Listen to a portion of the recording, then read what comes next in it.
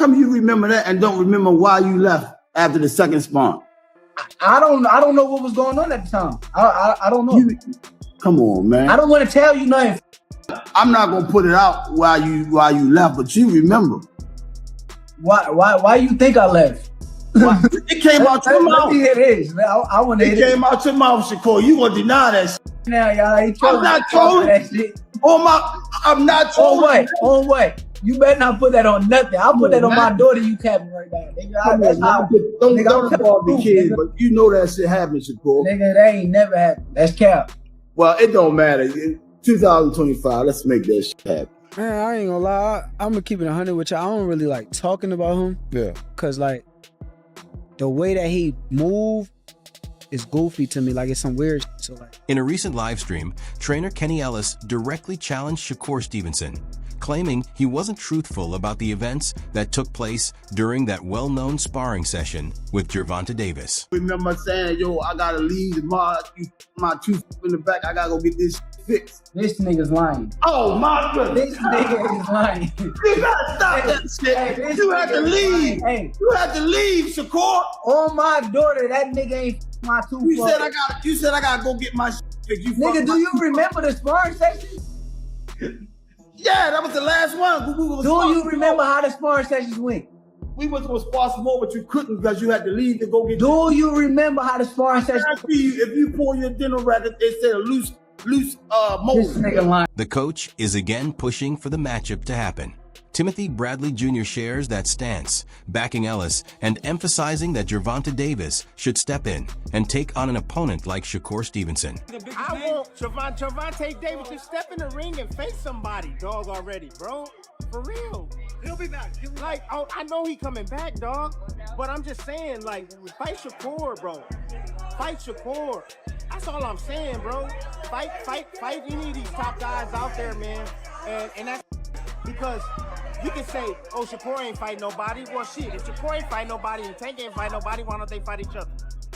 If that's how y'all want to put it, fight each other. Bro, that will probably be one of the biggest fights in boxing right now, bro. The biggest fight. Yeah. Box office, it will sell out like this. Speaking about a potential clash with Gervonta Davis, Shakur Stevenson says he's eager to make the fight a reality. However, he becomes increasingly frustrated, labeling Davis's behavior as goofy. In his view, that says everything about the delay, not just financial or promotional hurdles, but what many fans see as a lack of genuine commitment from Davis's side. I really don't like speaking on him, but like,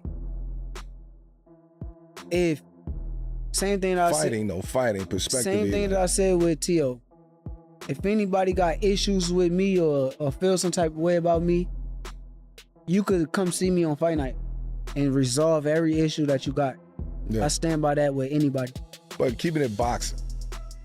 That's boxing. No, I'm just saying. That's not boxing? Yeah, no, I love it. No, you got to do what you got to do. Right, like. I just want to see. I want to know. I'm just asking, realistically, will we ever see y'all two in the ring? However way it get there, will we ever see that match?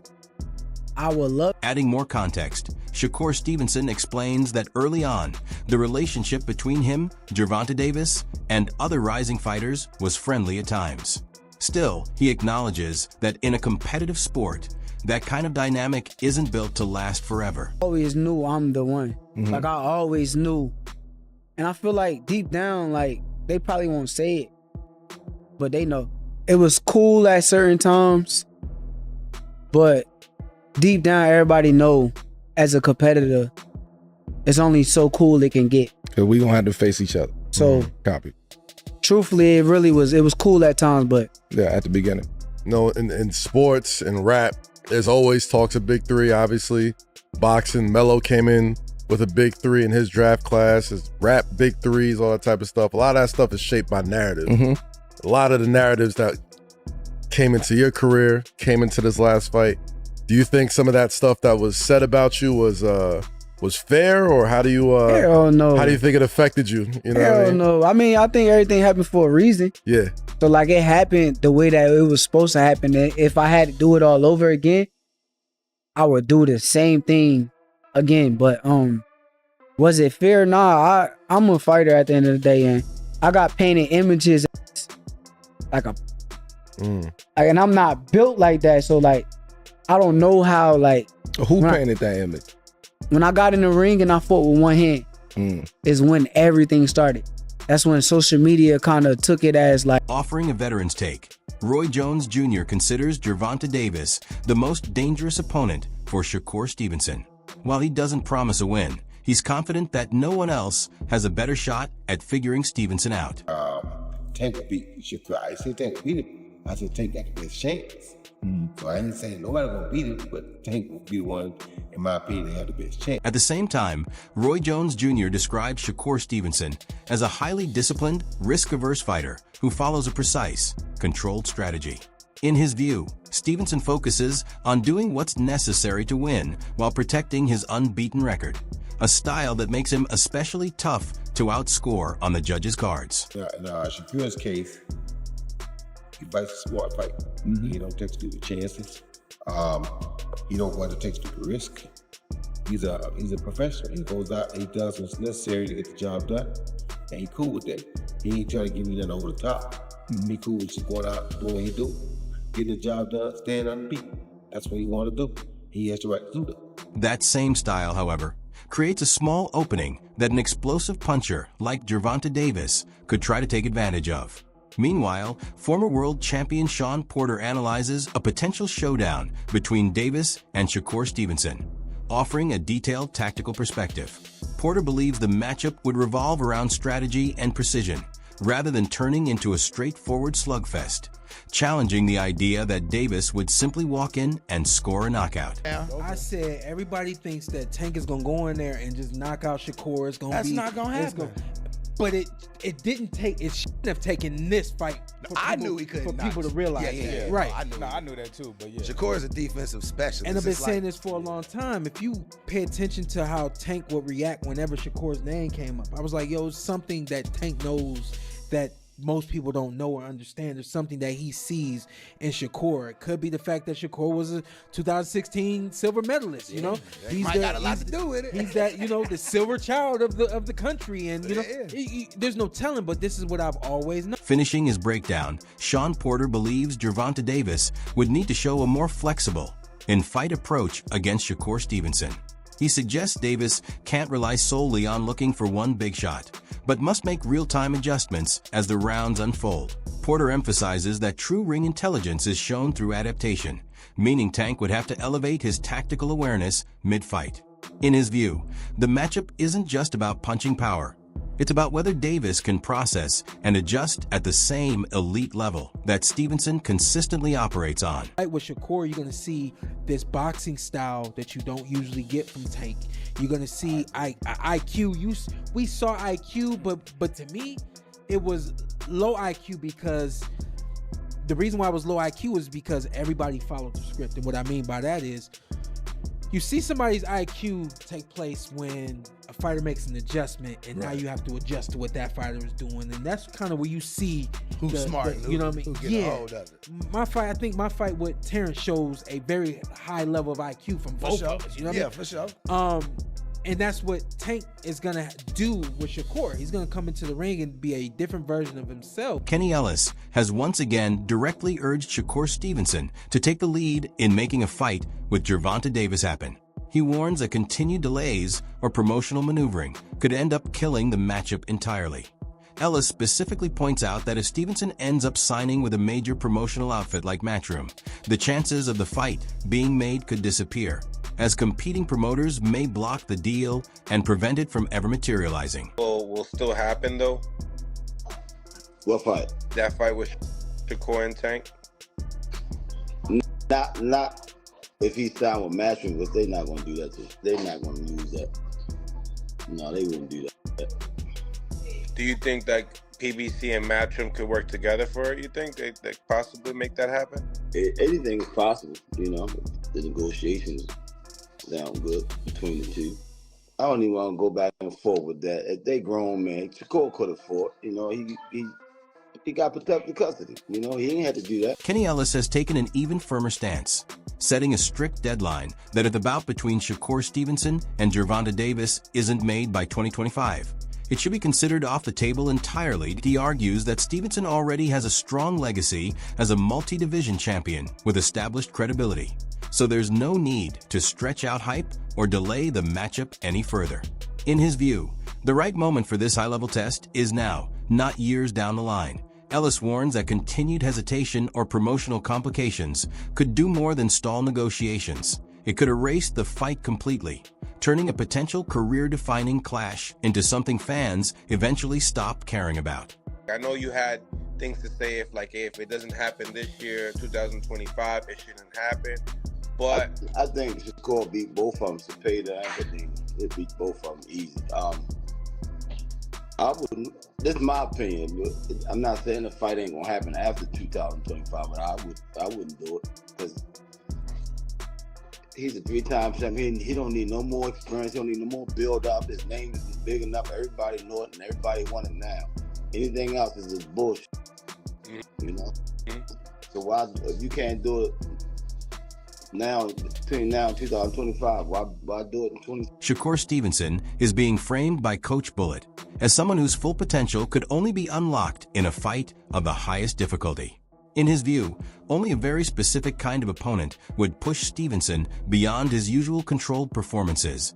He points to Gervonta Davis as that exact challenge, an aggressive pressure fighter capable of forcing elite technicians into uncomfortable exchanges.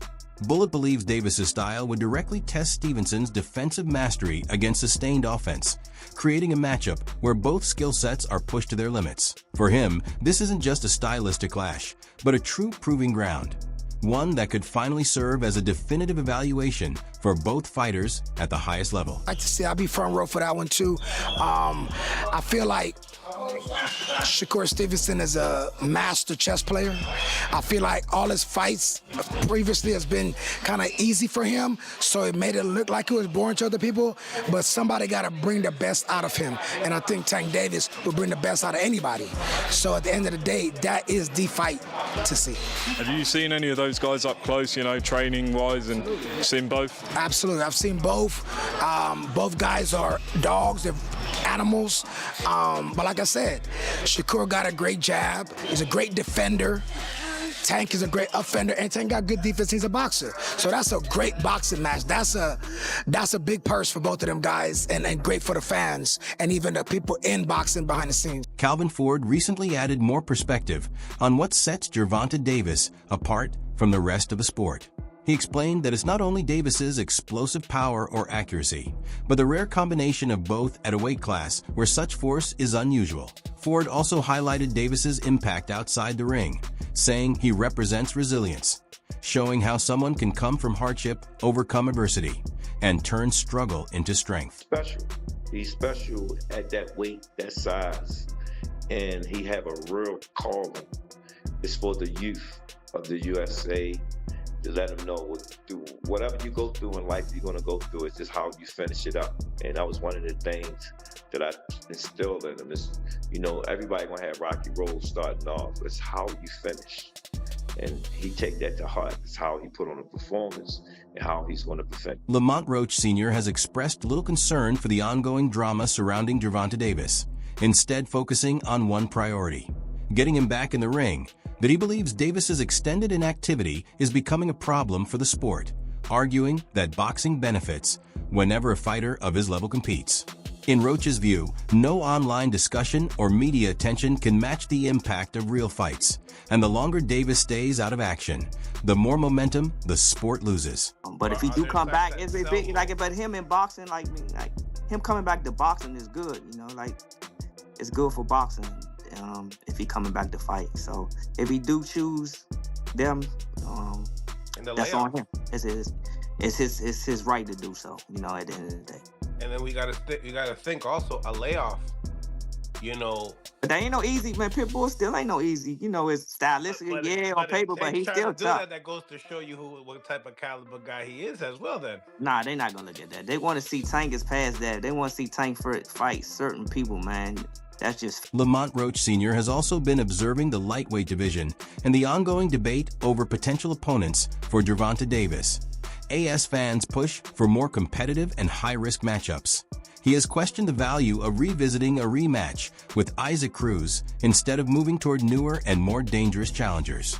In his view, going back to that fight would feel like a step in the wrong direction, especially with the division offering fresher names and tougher stylistic threats. Gervonta get back in the ring. I don't know how they're gonna perceive him fighting Pitbull again. I don't know. I don't think nobody really want to see that, but Pitbull's fans, or they just happy to see if Gervonta get back in the ring. They want to see Gervonta fight a certain list of fighters, and I don't think Pitbull on that. Gervonta Davis has reportedly entered a focused and high-intensity training camp, with fans already reacting to the level of sharpness he's showing. He seems to be preparing with a clear understanding of his opponent, approaching each session with a purpose-driven mindset aimed at breaking down weaknesses. His work in the gym appears highly structured, with every drill serving a tactical role rather than general conditioning. From timing exercises to heavy combination work, the preparation suggests a tailored game plan is already in place for fight night. This is the first camp I can, enjoy myself and be back. My headspace that I'm in now is way better than what I was before, and that's the only thing that matters to me. 1, 2, 3.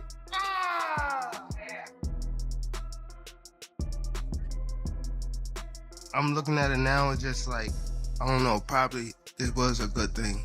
Us fighting. We still on the same path to get the same thing. I gotta be in there with him. I gotta be able to, his arm reach, his size, his power. What stands out is the level of confidence in Gervonta Davis's approach, as he seems fully convinced he understands how to break down any opponent in front of him. His movement looks sharp, his punches are clean and accurate, and his overall intensity reflects a fighter operating with strong conviction in his game plan. Though that same mindset carries into the ring, it could create a very difficult night for whoever stands across from him. And if this version of Davis shows up on fight night consistently, the rest of the lightweight division may have a serious problem to deal with. Playing, a lot of work yesterday from the interviews and stuff, so I want to see how he react. 2 sparring partners and rounds is unknown. All right, y'all. Let's go. Bam! When they watch us in here working, they saying we going bang, bang, bang, bang, bang. There you go. Good. There you go. When he get in that ring, he's on a mission. Gervonta Davis has been putting in serious sparring rounds under the close supervision of his trainer, Calvin Ford. The sessions look controlled but highly competitive, with each exchange carrying real intensity. Ford stays actively involved throughout, constantly giving instructions, making corrections, and pushing Davis to maintain sharp timing and solid defensive awareness. The focus in camp is clearly on structure, discipline, and calculated aggression. Davis is being guided through high-pressure sparring designed to refine his reactions and improve decision-making while under fire, ensuring he stays composed and effective in real fight conditions. His pants on, training wheels going. You got what you asked for. Let's get it now. Slow it down.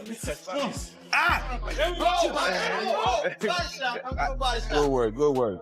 He ain't playing with nobody. You step in that ring with him, be prepared. Oh my God! All day. There you go. That's it. Relax. There you go. Just relax. Good round. That's it, y'all. On the opposite side, Shakur Stevenson is also deep in focus preparation, showing the same discipline and precision that has shaped his career. His training sessions center on sharp fundamentals, defensive awareness, and controlled footwork. Every drill is designed to fine-tune timing and elevate ring intelligence, with a strong emphasis on staying elusive, efficient, and difficult to hit cleanly. His work suggests a fighter fully locked in, continuing to build on his defensive strengths while gradually adding new dimensions to his offense.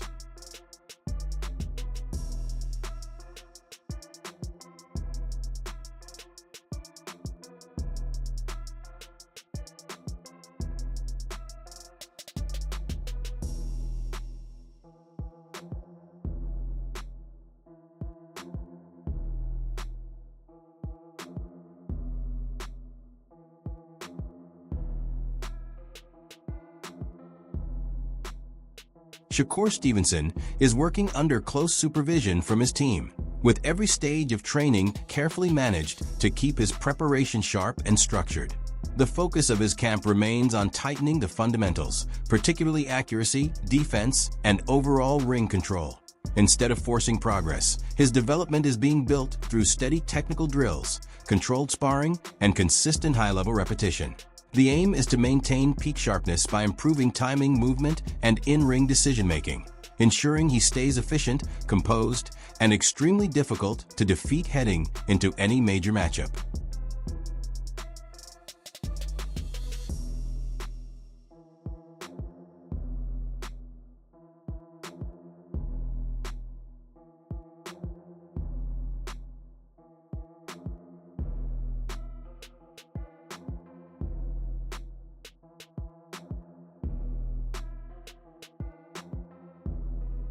Yeah, that's the second time that happened to you. Yeah. And I ain't even touch your body. Yeah, thank you, appreciate it. Yeah.